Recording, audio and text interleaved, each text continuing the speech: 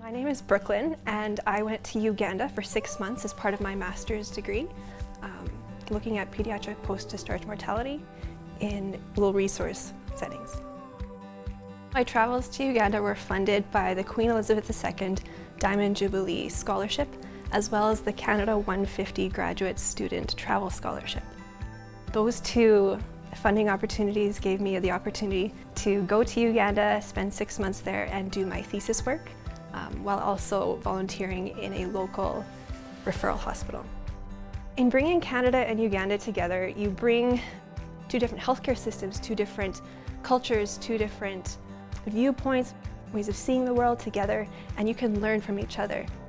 So the work I did in Uganda will hopefully, yes, impact the children in Uganda as the work is continued, but also impact the people I'm working with in Canada here as they continue to nurse.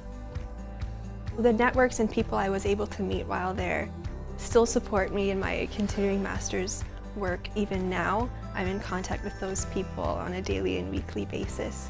It's a partnership between Canada and Uganda, as well as a partnership between individuals and professionals.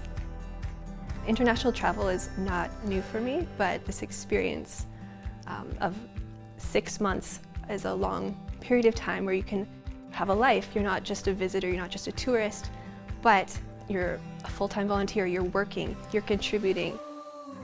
I did have a lot of spare time, so I was able to spend time with people, spend time in people's homes, spend time with a church group I got involved in.